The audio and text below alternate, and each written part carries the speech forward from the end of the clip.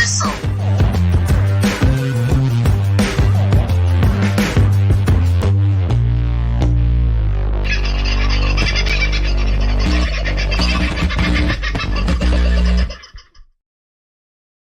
Good evening, folks. How are you? Hope you've had a good day. We did have a bit of a chat this morning, but if you missed that, well, you've got to the right one tonight. Thanks to everybody who's popping in, and thank you for coming in. I know you normally don't sit in on an evening show because sometimes we say things that might keep you awake at night. Tonight won't be one of those nights, I hope, although there is a bit of pondering that we need to do, and we'll get into it shortly. Let me say hello to a few of the regulars. Hello to God. Let's start at the top. Sandra is in town. Hello, Sandra. Lovely to have you here.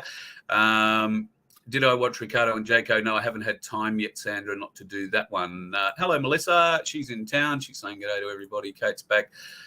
Silver and a few others. Who else have we got down here? Baz is saying hello. And well, look, good to see you're all here. Let's not mess about with hellos. What do you know about the Australian Taxation Office?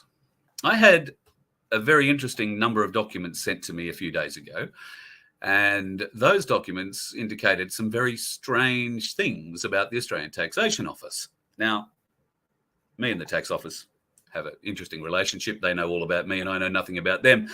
But there is one lady in my life who does know how to go through these things and do company searches and find out all about different business names and opportunities, and her name is Catherine Smith from Freedom Financial Services. Of course, she is the lady that helps us out with gold and silver and self-managed super funds. Hello, Cass. Hello, how are you?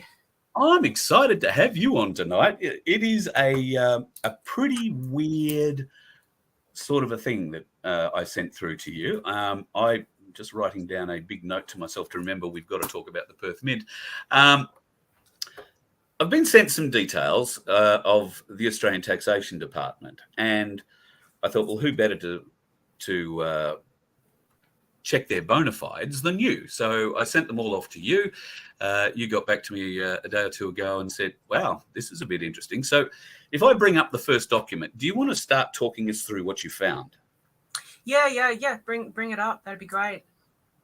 Okay, so this is the ABN lookup to begin with. The ABN 51824755356 belongs to what? The Australian Taxation Office. Yes. Okay, so as we look down, we get all the details of the entity, the ABN status, the entity type being a Commonwealth Government entity. It's registered for goods and services tax. Its main business location is New South Wales 2640. The business name that controls this is called the Ultimate Holding for All Company. Is that correct? That's correct. So let's just start there on that document, Carl. Yep. When you first sent it to me, it was late at night, and I had a quick look, and I have seen this sort of thing before, and my first thought was, anyone can set up a business name. So I just thought some randoms probably hopped on there and set up Australian Taxation Office. And somehow the tax office hadn't picked it up, so it allowed it to go through. But what caught my eye was the fact that it does say it's a Commonwealth Government entity. So that would immediately red flag it. So it's not set up as a normal business. It's set up as a government entity. Yeah, right. So therefore, and I must say, after you sent me these documents, when I first looked at them, I thought, oh, yeah, it's things are so open to Photoshop, and does someone just put all this stuff in there? Yep, and that's what I thought too. Yeah. So the first thing I did the next morning, and anyone out there that knows how to do it, it's really, really easy. If you just go to a website, just Google ABN lookup, you too can just put that ABN or in there. As Carl said, scroll back up again, Carl. It's there if anyone wants to write it down. 51824753556. Yeah, so you can pop that ABN in there and you too will find this information, which is, when I started getting interested, I thought, oh, hang on a sec. No, this is actually, it does say Commonwealth Government entity. And that is very, very weird. So moving on then, Carl. So then it says business name, Ultimate Holding for All Company, a very weird business name. Yeah. Yeah, and so that is all you'll get on the ABN lookup. Now, that company has only been in operation since the 3rd of December last year. Is that right? That company, yes, the Ultimate Holding. That's a business name, not a company itself. I beg your pardon. Yep, a business name. And Yeah, and so then the next thing you can do, which I think will be the next document you bring up, you're able to click on that link, the blue underlined link, and see who owns the business name Ultimate Holding for All Companies. So if you want to bring that up. I'll go back. Hang on. Ultimate Holding for All Company. Oh, doesn't want to reach that now. You send it to me. You can bring up the document you sent me. Oh, this one? Oh, hang on. Let me go back one. Oh, wow. Maybe it's that one. Is that it? Ultimate Holding for All Company. Can't see it yet. Just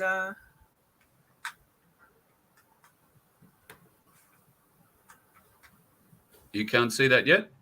No, it's on the document called ATO AV. Yeah, that's it. It's up there now. Right. So when you drill down into the Ultimate Holding for All Company, who the hell is that? So scroll down, Carl, and have a look at the holders of this business name. That's the Commonwealth Bank of Australia. And this, BlackRock Investment Management Australia, Quantum Corporation Proprietary Limited, Merrill Lynch Australia Proprietary Limited, New PH Proprietary Limited, and Tier 3 Proprietary Limited. Merrill Lynch Markets, Australasia. Oh, that's Australia. Merrill Lynch Australasia, part of it. Holder name, the Australian Taxation Office, other unincorporated entity. Bank of America, National Association. The trustee of Patricia Holdings Trust. Who? The trustee of Zarina Khan. Who? Share called up for Zarina Shares. Zarina Khan features quite prominently. Mind-blowing. I'm staggered. Yeah. What does it mean, Kaz? I have no idea. I have absolutely no idea. On face value. Face value, it says, it is saying that the Australian Taxation Office is a government department, as we know, but that it is owned by all of those associations. And when you consider that it's the likes of Commonwealth Bank and BlackRock, this isn't someone just made something up and there's just random names on this. This is the Commonwealth Bank of Australia and BlackRock Investments, which is one of the biggest investment companies in the world. So that adds a lot of legitimacy to this. But then when you go down and there's some random individuals on there as well. After we get to Tier 3 and below Merrill Lynch, we get a whole bunch of interesting people. The Patricia Holdings Trust. Yes. Who is Patricia? Who is the Patricia? Trustee for Zarina Khan? The trustee for Zarina Khan. Who is the trustee for Zarina Khan? Who is Zarina Khan? Exactly. And yeah, this is very, very, I can't explain it. Like, I have been involved in business and consulting and tax and everything for, as everyone knows, 30 years. I can't explain it. That's very, very strange. So if you look up my business, for example, it will show that I own it along with a few of my business partners. Yep. That's what you normally expect to see on these reports. But on this, it's coming up with the fact that a whole lot of really important companies like Commonwealth Bank and BlackRock own the Australian Taxation Office and some other random people who we don't even know who they are. What does this mean? Share call up Zarina Shares, holder type joint venture. So that would just mean she has whoever she is, has a joint venture with someone else who's not disclosed. Right. Okay. Yeah, it's absolutely mind-blowing, and it really brings into context. A lot of people are talking about the ATO is an illegitimate corporation. They shouldn't be collecting taxes off us. Things like this really start to really make you wonder why. And I think we really need to give some consideration, which I'm happy to do. And if anyone wants to, anyone's got any expertise in this, they could also. What are we going to do about this? I'm just going to look up this Zarina ABN number that they've got there. Let's see what we can find. For anyone watching, have a look at how Carl's doing this. It's really, really easy. Just go to ABN lookup. So here we are. Here's Zarina Khan, cancelled from the 31st of October 2022, her ABN status. So Individual sole trader, not currently registered.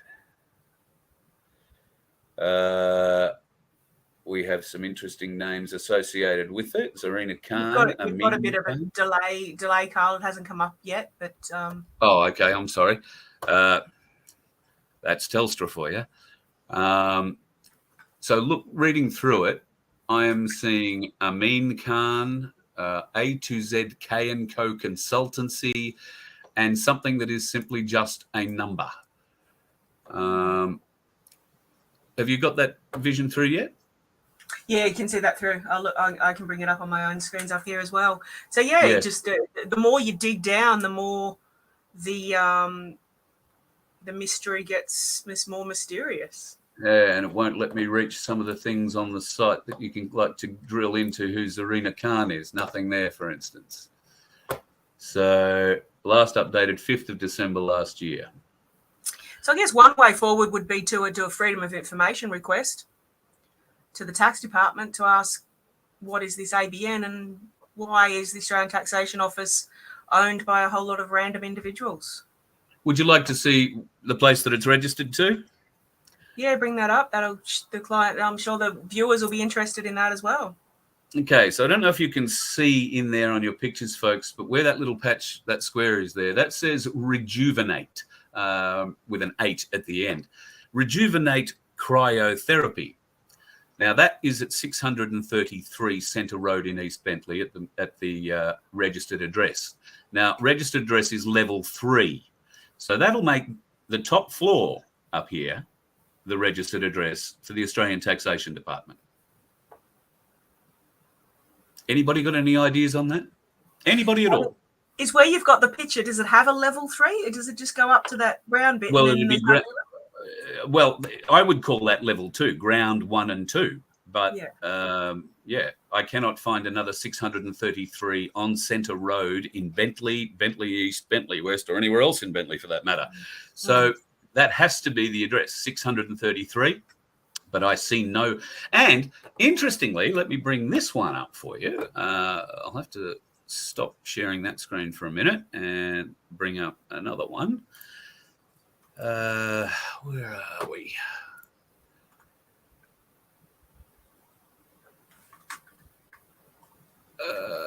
I think that's it.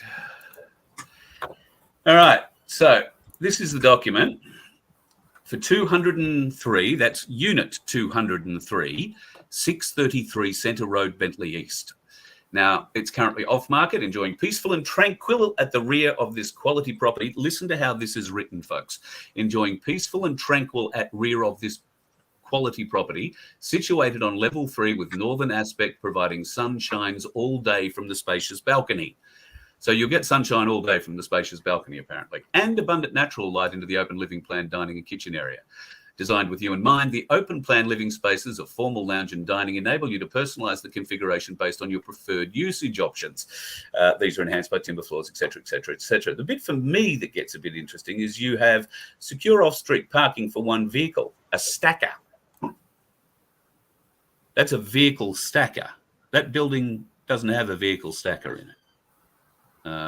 I can bring you up another picture from a look down on top of it. So there are some weird things. However, it does say it is situated close to the shops, including the IGA, cafe, mouth-watering restaurants and fitness shops all around it, located all around it. That's absolutely what's on the street. So I don't understand. Here's what the property features: a 2-bedroom apartment, 1 bath, 1 car parking space, air conditioning, a garage, and an intercom, built-in wardrobes, close to schools, shops, transport, and there is a lift installed. So, okay, doesn't sound like the kind of property that, you know, somebody who owned the Australian Taxation Department might live in, but... No, absolute mystery, Carl, and I really think... like, as I said, I've been in this industry for so long and I'm just at a loss. But we need to make some inquiries about what this actually means. And I'm not exactly sure how to go about it. If anyone out there's got some ideas, I did just think perhaps a freedom of information request. Yep, I think that's probably the best way forward. As to ATO, please explain. The possible explanation is that, someone's just playing a practical joke and has just registered all of this. When you register an ABN, it's a computer system and it can just go straight through to the keeper and you get an ABN. So you could, like Carl, I could hop on ABN registration right now and say, I'm Carl Liebold at this address, give me an ABN. And if all the checks go in the right boxes, I'll get issued an ABN under Carl Liebold's name. Yep. You'll find that hard because I've already got one. So yeah. It could be that some smart ass out there has hopped on there and just done this and put all that crazy stuff on there. And for some reason, the tax department haven't picked it up on it yet. However, when I go back, I've just pulled up the ABN details too. And on the screen I've got in front of me, it's actually active from 1st of November 1999. So that's a long time for the tax department not to have noticed that someone's impersonating them. Yep, a really long time. Yeah, so we really do need to get to the bottom of this, and just probably go into a little bit more just for the viewers' information. I was in the tax department for quite a long time, 11 years as an auditor and senior fraud investigator at the end of my career. And I had some really interesting experiences. And one of them I do remember was we used to get these letters. Like I'm going back like 25 years now. Actually even longer, 30. Oh my God, that makes me sound old. 30 years plus. And we would get these letters from people saying the tax department is an illegitimate corporation and we shouldn't have to pay tax. Way back then, 30 years ago. Wow. Yeah, and I remember getting these letters because that was back when I was a junior, and I'd open these letters and ask my supervisor, what do I do with this? Because normally we'd file them and put them off to the relevant departments, whether it was an appeal or an objection or Anyway, so then I'd get these letters and go, well, what do I do with this? And all I can remember happening is the supervisor would just whisk that letter off me and say, we'll deal with this, and off it would go, and I'd never hear anything more about what happened to that letter. And we were always told, just these crazies out there saying these things. Wow. So here we are 30 years later, more and more people are saying the same thing. But I guess my learning from that is if this has been going on for 30 years, that people have been trying to say the ATO is an illegitimate corporation, and I agree, from everything I've read, it's probably correct. They're never going to admit that. They're never going to back down. The courts back them up. The government backs them up. What do we do about it? Well, that might be tomorrow night's show, because I found a very interesting video today that you'll see a great deal of in tomorrow night's show that will explain the difference between Australia, spelt capital A, little UST, and the rest of it, versus a fully capitalised Australia. And there is a very big difference between the two. Australia, in capital letters, is the corporate Australia. Australia with a capital A and lowercase letters for the rest of it is not where we live. We live in capitalised Australia. And when I show you where capitalised Australia is, you'll be blown away. So that's tomorrow night. That's tomorrow night. And there is a way, maybe, I've only learned about it today, needs a lot more investigation, but there is a way. Unfortunately, it seems that they've got us with the birth certificates. So when you're born, there are two birth certificates issued. There is a certificate of birth, or an original certificate of birth, and then there is a state birth certificate. What that state birth certificate does, it Shanghais you. Look up Shanghai. It Shanghais you from the land to the sea. It puts you in the water in a capitalised Australia. But we'll get into more tomorrow. Oh, tomorrow. Very, very interesting. So much going on. But back to the tax department. We need to do some sort of freedom of information, some sort of analysis into this. I'm happy to do a bit of research to find what can we do to verify the legitimacy of an ABN. etc., and see what we can do about freedom of information. But I guess my number one warning to people is I have some clients that have listened to some of the promoters out there saying, oh, you don't have to pay tax, all you need to do is this, that, and the other. I just warn people, because until we can actually get to the bottom of this and bring down the tax department or whatever it is that we need to do, not paying your taxes is a very dangerous approach. So these particular clients that listened to some promoters, it was about a refund scheme where you could amend your tax return online, which you can do. Right. On VoF, you can go amend. And what the promoters were saying is that because tax is illegitimate, blah, blah, blah, what you should do is claim all of your cost of living. So all your mortgage, your food, raising your kids, everything as a tax deduction in the tax deductible items. That brings your income down to zero. Then you get all your tax refunded. So quite a lot of people did this, and maybe some people listening did this as well. People did this. And the promoters were saying, well, you know, I've done it and it worked. And it's true. You could have done it and it worked. But that doesn't mean the tax department have agreed with you. That just means you've put it through the system. The computer's just gone, oh, okay. And the computer's issued the refund. Yeah, right. Tax department got onto that. I don't know if they caught up with some of the people that got away with it in the beginning, but they put a stop to it. And I had a couple of particular clients that had done it. And then they contacted me and went, oh, shit, I don't know whether I should have done this or not. And my response to this client was, well, it's all good because the tax department stopped it. They didn't let the refund come out. So the tax department got onto it. They started a project and they stopped it happening.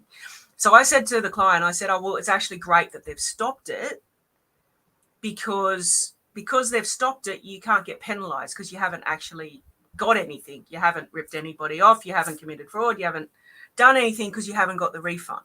You following me? Yep. Until he got the refund, he couldn't be penalized. So I said, look, it's probably a good idea that they've stopped it, because now you can't get into trouble. Anyway, he contacted me a month or two later to say, oh my God, what's happening now? And I looked up his account, and what the tax office had done is they issued the refund. So that's a credit. Right. Bang, credit on his account, in the tax department account, not his bank account. Just they issued a credit on his tax department account. Minutes later, issued a debit to cancel the credit, then issued a 50% penalty, which was $50,000. So they never paid him the money. They just did a debit credit, $50,000 penalty.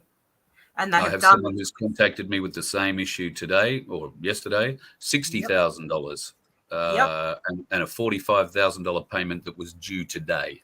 Yep. And they've done this to a lot of people. And so that's what I mean to say to people, like the ATO may be illegitimate and all of that, but until we can break this system, you are subjecting yourself to a lot of risk if you do that. So this particular client's case, he's got a property joint with his wife.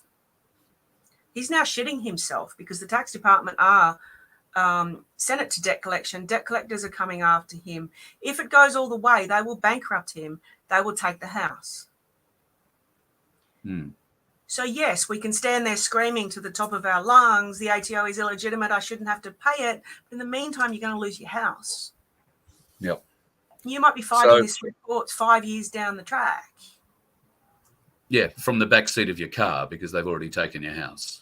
Yeah, exactly. So my advice to people is don't do this sort of thing. We need to be do a smarter way of doing it. Like, okay, fair enough. If you've got nothing to lose, you've got no house, you've got no property, you've got nothing, you don't care if they send you bankrupt, go ahead. Do whatever you want, because it doesn't matter, except you might go to jail. But if you've got property to lose, look, don't play the game. Let's try and think of a smarter way to do this. Yeah. We really do need to be able to approach this. And one other thing to add is that for people that are in that situation, please contact me. I have a list of people that are in this situation, and there is serious talk at the moment of a class action. So contact me. I can introduce you to the people that are doing that to get your name on the class action to take it forward. Okay, that sounds like an exciting step forward too. Yeah. So, very, very interesting. And a bit of my background is I left the tax department because I couldn't handle the corruption right back then. I was only 26 at the time, I think, but I'd been there 10 years now, so I must have been 28. I just saw all the corruption. I saw what they would do. I would see how they would manipulate budget reports, and I'd prepare a report, and then they'd say to me, "Oh no, we don't want that figure. We want this figure." And I'd go, "But this is the figure." And they'd go, "No, we'll change this and change this and change this." And I'm like, "Well, but that's not the truth." "Oh, it doesn't matter. That's just what we need." And if that was just done at my little level in my little department in Canberra office, and then if you multiply that against every government department out there that's doing the same thing, it means that all the information, the budget information, everything we get told is just completely manipulated. I couldn't handle that, and I couldn't handle being silenced.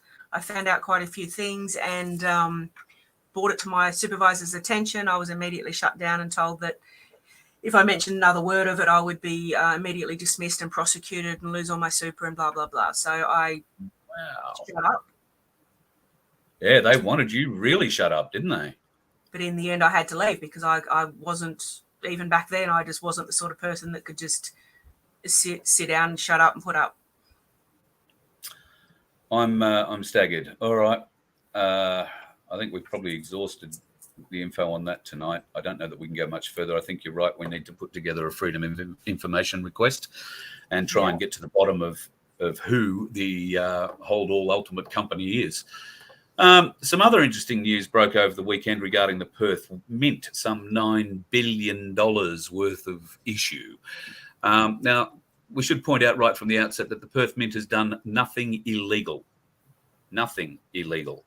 But when they cast gold bars for people that are buying them, or companies or entities, and in this case, it happened to be the Chinese government, the Shanghai Gold Exchange, apparently there was a bit too much silver and a bit too much copper mixed in with the gold. It was still 99.99% proof, but the accusation is that the Perth Mint decided to cut costs a little bit and take a minute amount of gold out of every bar and replace it with silver and copper, which saved the Perth Mint somewhere close to $700,000 a year. It's probably, well, there is nothing illegal with it. Why are we talking about it then, Cass? If there is nothing illegal with what's going on here, why all the publicity? Why are people up in arms about this? I haven't seen the publicity, but from what you're saying, to me, it would just be another scare tactic, a way of saying to, warning people not to buy gold and silver because it could be a scam type thing. They had the Perth Mint in trouble again a couple of months ago, something to do with an audit, which was nothing.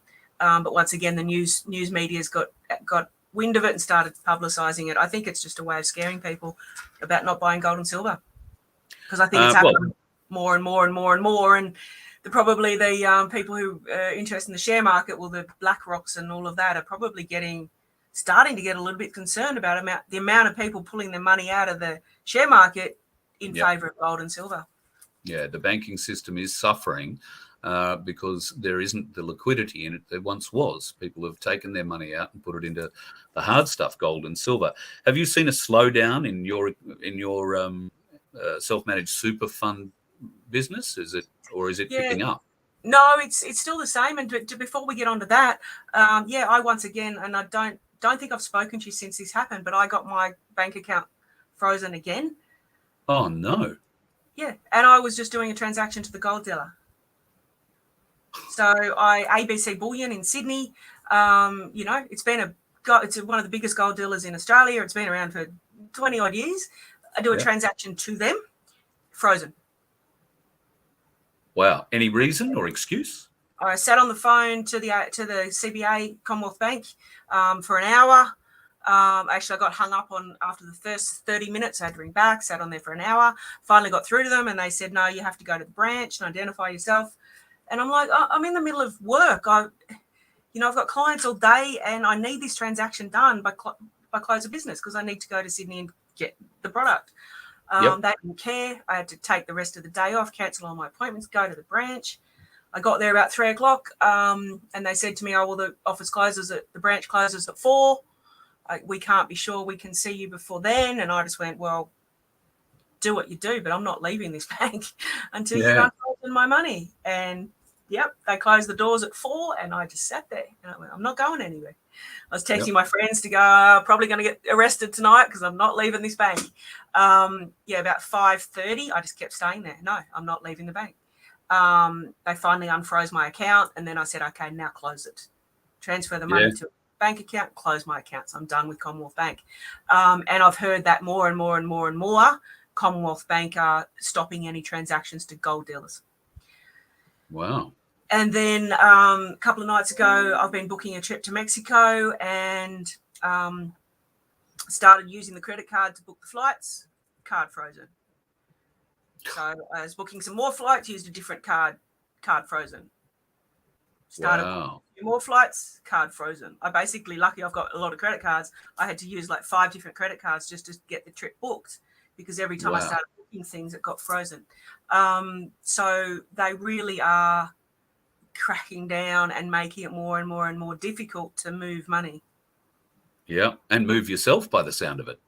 Yeah. They obviously don't want me going to the Bahamas. They probably think I'm never coming back. Well, I don't know. Unless you've got really oversized and very overweight luggage, they probably know you're not running out of the country with all that gold. Yeah, so those things are happening. So I'd say that advertising about Perth Mint is just that they're trying to discredit gold so that people stop buying it. Back to self-managed super funds. No, we are still continuing to ramp on. More and more and more people just want their money out of super and into gold and silver or property, physical assets before the economy starts crashing, which I keep saying is just around the corner. Today there was news that Egypt. So just a quick discussion on the economy crashing. I believe it's going to happen without a doubt. It's just a matter of when. There's so many things happening in the winds. We all would probably have heard of BRICS, the currency. Yes. So BRICS is acronym for Brazil, Russia, India, China, and South Africa. However, there are now lots of other countries joining that list. I guess they're not just over 200 have already signed up to BRICS, I'm told. Yeah, they're not going to keep expanding the acronym and all end up this big. But the latest to join it is Saudi Arabia and Egypt. Wow. So we are now starting to Saudi get Arabia. Like, even when it was just BRICS, the 5 countries, that's more than 50% of the world population. So now that we add Egypt and Saudi Arabia and all the other countries that are joining, I don't know where we're up to, 60%, 70%, 75% of the world population under the BRICS currency. And they have now declared that they are going to trade in the Chinese yuan. So the America dollar as the central reserve is coming down. For those of you that don't know what I'm talking about, what it means is the American economy will crumble and Australia will be right behind it. Yeah, and we've been talking about that for some time. Could this be that will this trigger that sort of financial crash? Well, I was just listening to a podcast just before I hopped on here and about when. We're always asking when. The podcaster I was listening to was just saying it's not going to be like I thought it would be. We just wake up one day and the share market is tanked. They say it's just going to be a slow, gradual decline of everything. So the interest rates went up again today. That's going to crush even more families and householders and have more people need to sell their property, which will bring the property market down further. Another major builder went bankrupt today. One went bankrupt yesterday. It just seems the businesses are crumbling quickly as well. I think it's just going to be a slow, gradual decline for the next year or two until it all finally hits the skids. So back to self-managed super fund. No, we're still increasing in business all the time, with people just wanting to get their super out and into gold and silver and property before all of this happens. Yep. So if you want to get some information on that, you can email me, carl@vofhq.com. I'll make sure that you get a hold of Cass and you can get the information on that. Particularly, I guess, if you're in the CBA, I wouldn't be leaving my money in there at the moment. And I have also heard ANZ Bank is technically bankrupt. Yes, I've seen that paperwork as well. And if you want to go through ASIC and have a look at all the ANZ business entities that have been cancelled in the last month, you will be staggered by the amount. In fact, as far as I can tell, there are only 5 active ANZ companies still registered with ASIC. And I have heard that they're trying hard to borrow money off ANZ New Zealand. Wow. To keep the doors open. Money out of, I mean, to me, it's get your money out of all the banks. My number one rule guideline is have like 1 to 2 months worth of like your living expenses in the bank. Have about 3 months living expenses in cash at home, and the rest is in gold and silver. It's as simple as that. Yep. And easy to achieve if you do it the right way. So yeah, okay. We've covered the Perth Mint. Nothing terribly much to be worried about there. Of course, if you're the Chinese, you're probably a bit upset that you got a bit more silver or copper in your gold bar than you really wanted. But I believe the Perth Mint have rectified the issue or whatever with China, and it was a client issue. It was bad customer service. It's nothing else. Nothing to be frightened of, nothing to be worried about. And of course, there are other places, like you mentioned, ABC Bullion. And Ainsley Bullion, a bit of a plug here. Ainsley Bullion are fantastic. Absolutely. And as good as gold, great as well. Great personal service from both of those companies, Ainsley and ABC Bullion. I must admit, I probably a bit biased because I got flown on a private plane to go and have a chat with As Good as Gold. Lovely. Presentation last week in regional Victoria, and I couldn't get there easily, so I got picked up by a pilot and flown in a plane. Wow. Yeah, that was quite exciting. So that's great. Flying close over the mountains in a small plane, but yeah, no, it was good. But one thing I also want to clear up there for anyone listening is that I don't get any money at all from recommending gold and silver. The dealers have offered me referral fees, and I've said no thanks, because I want to be completely independent. I want to recommend gold and silver because I 100% believe in it. From everything, my 30 years experience in the financial world, 100% believe in gold and silver, where you need to be at the moment. And I want to be unbiased. So the moment I take commission is the moment that I'm not unbiased. So I don't get anything out of recommending it. That all seems pretty rigid-edge to me, and can't thank you enough for all the help that you provide. Not just me, but everybody who watches Voice of Freedom, everybody that has interacted with you. The reports I get back are nothing but stunning customer service and very easy to work with your team. Never have to struggle to get an answer to a question. And if whoever they're talking to doesn't get the answer right away, they will call you back, very promptly with that answer. So customer service and your team at Freedom Financial Services obviously place that very high. And I can tell you from the feedback that I get, it is noticed. So you must be doing the right thing. You should congratulate your team. Yeah, that's great. And I think the main thing to point out there is it's because everyone I hire is from our type of people that, this is not a job to us. It's a mission. We're here to help people. I didn't even want to work this year. I was out of here. I'd had enough. But we're all here trying to help people, get people out of that financial system and prepare for what's coming. So to us, it's a mission. So my staff go out of their way to answer every question they can. And we're building the team. We're continuing to put on new, highly qualified people. We have had complaints about the time it takes to set one up. And most often when there's a delay, it's the bloody tax department again. They used to, if they decided to stop an SMSF to have a look at it, they had a 28-day turnaround. Now they're not even guaranteeing that. We had one held up with the ATO for 4 months. So often when there's delays, people take it out on us, but really I can guarantee you most of the time, or 95% of the time, it's not us. It's either tax department, Macquarie Bank, or the outgoing super fund. They try and hold on to the money as long as possible as well. Of course. Yeah. What percentage of gold and silver should we buy is a question from the chat. I love that question. And this comes straight from, I think it was the director of As Good as Gold. It's the reverse of everything I've ever. So if someone asks me how much to put into crypto, I say, put in whatever you can afford to lose, because you probably might lose it if you put it into crypto. When people asked him about how much to put into gold, he said, put in everything that you don't want to lose. Wow. That's In other powerful. words, everything else, cash at bank, your property, everything else is subject to risk. And if they get their way, it's all gone. Gold and Yep. silver, particularly if you've got it in your physical possession, is as safe as you can get. Yep. That's bloody good advice, I think. So, folks, if you aren't already buying gold and silver, get into it. I have a very, very, very, very small piece of silver, or a couple of pieces of silver, and I feel great just because I've got a few coins. At least I'm in it. I'm not going to become a millionaire out of it by any stretch of the imagination, but at least I'm playing in it, and it's easy for you to get into it too. I've dealt with Ainsley Bullion; they have been absolutely magnificent.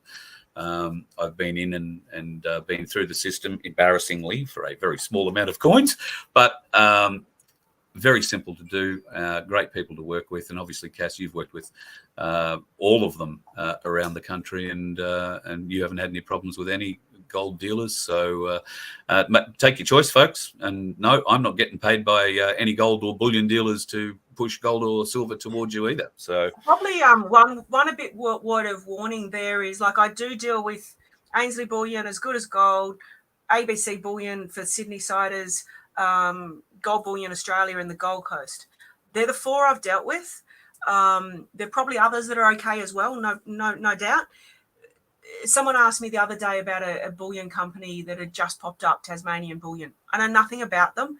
I checked their website, and their website was established in 2023. And I just went, yeah, no, pay for delivery from one of those other companies rather than go to a company that has just set up in 2023. I would be very concerned about buying bullion from a brand new established company, because, as you know, when a market is out there and gold and silver, it's really ramping up, people will come to the market and be fraudulent. So don't just buy off anyone on the internet. Do stick to those major companies, or if you don't stick to them, do some research. I've been buying off those companies for like 10 years plus. Cass, we've had Australia is, I think, the second largest or maybe the third largest gold producer in the world. I read some figures, and I'm probably inaccurately quoting them, but somewhere around the vicinity of 60 or 70 tons of our gold was sold overseas last year. Where does that leave us and our gold reserves? I mean, do we have that much we can go and dig it up and keep selling it to everybody else? Yeah, I don't know the exact figures, but I do know that, comparatively speaking, around the rest of the world, like they measure it per head per capita type thing, that we have very, very low gold reserves. Wow. Russia, China, stockpiling it. Yeah. And China are buying our gold. Yeah. And stockpiling our gold. Yeah. So we need to get into it, folks. We need to buy a bit more of it ourselves. Yeah, absolutely. I can't recommend it highly enough. Get it, save it, put it in somewhere safe in your own possession, and just sit back and wait and see what happens over the next year or two. It's going to be like, we thought we've had an interesting 3 years. I think the next 3 years is going to be pretty interesting as well. You could be 100% right there. Bill Hilly says, there's lots of fake bullion out there. Tablets minted with a gold coat. I've got copper and lead inside them. I've asked you about a couple of things that I've seen on Facebook. There you go. You're holding one of yours up. Do you want to tell us about the fakes available? Yep, you can get this on Etsy. It's a website that a lot of people buy stuff on. I think this is like $1, but it's Credit Suisse, so one of the good companies. 1 ounce fine gold, 999.9. It's got a serial number. It's got everything. It's a perfect replica for $1. So I ordered a few hundred of these because I was going to send them as a gift to clients for setting up a self-managed super fund. But then we decided not to, because people might get it and think like I've really given them some gold. So we didn't. But yeah, that's how easy it is to get the fake stuff. If anyone knows anything about gold, like, you can tell the difference in that with weight. It's light. If you have a real piece of gold this big, it's heavy weight in your hand. It's quite heavy. But so lead is really also careful. Heavy. Lead is also heavy. Decent bit of spray painting or a decent stamp. So do be careful and buy straight off the registered dealers that have been around for a long time. Don't go getting it off random websites or people that you don't know. I see Facebook Marketplace has a lot of people out there selling, $38 coins for $60. That's another one to be avoided. I've got this great, Chinese year coin, or I've got this. There's a new one out at the moment, a dragon coin that's I've seen being pushed on Facebook. Just be very careful if you're, going particularly through Marketplace and going and buying a silver coin from anyone online. If you can buy it from them online for $60, you can buy it from Ainsley Bullion for less than $40, probably. So, absolutely. Deal with the reputable majors. Like someone suggested to me that like you can get really cheap gold over in Mexico. Why don't I just get it there? I'm like, no, I'm not just going to buy for some random person in Mexico. You might get it cheap, but it may be worth nothing. That's right. Mexican gold is a bit softer, isn't it? It's not as high a quality as our Australian gold. I used to know a jeweler who went over to Mexico every 6 months and used to come back with gold, raw gold, and that would be what he'd make his jewelry out of because it was so cheap to buy. But he had to add a lot of stuff into that to strengthen the metal. Yeah.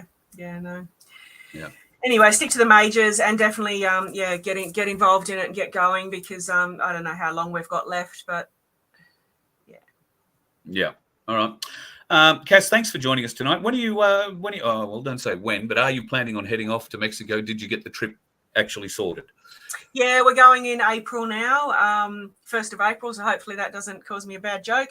I had a trip I was meant to be in Mexico now, but I pulled my calf muscle training with my self-defense trainer. I tried to kick him a little bit too high and tore my calf muscle, so out of action a bit. But no, I'm going eventually to Mexico next month, so looking forward to that. Great. I hope you have a lovely trip, and we'll no doubt speak before then. But be safe and look after your leg, hey?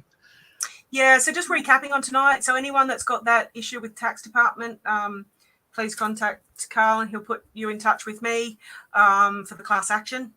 And if you're interested in self-managed super fund, also contact Carl. And if you're interested or you got any ideas on what we can do about this ABN lookup, I'm happy to work with anyone on it. I'm just a bit lost as to what we actually do about it. So if anyone's got any ideas, please touch base with me and we'll put something together. Yeah, we're very keen to dig deeper into that and see what we can expose. There's a lot still to be seen, I think. Thanks, Cass. Thanks for coming on tonight. Really appreciate your time, and I'm glad your leg is feeling a bit better. Yep, excellent. All right, thanks, Carl. Talk to you again. No worries. Talk to you soon. Bye. Okay. The lovely Cass Smith. So if you want to get involved with self-managed super funds, give me an email, carl@vofhq.com. I'll put you in direct contact with Cass, and she will give you all the information. You get to make a decision out of that. That's how easy that is. It's all yours. Cass said she's not getting paid by the bullion companies. Neither am I. We do simply provide this information to give you a choice, an opportunity, if you will, to make a decision. If it's something that appeals to you, go off and do it. If it's not for you, don't go and do it.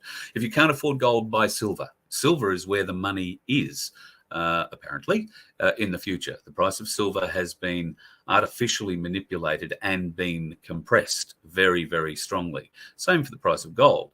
But silver has been really badly suppressed, and it will crack, folks. Have some. A $40 coin could turn into a whole heap more. Very quickly, I'll just have a scan down here. There were a couple of questions I saw and flagged. Radovan, Carlos, when am I coming to an Aussie Cossack rally? When he decides to invite me. Can you ask Cass if she has known a YouTube channel comes up YouTube Kids? Cass is still here.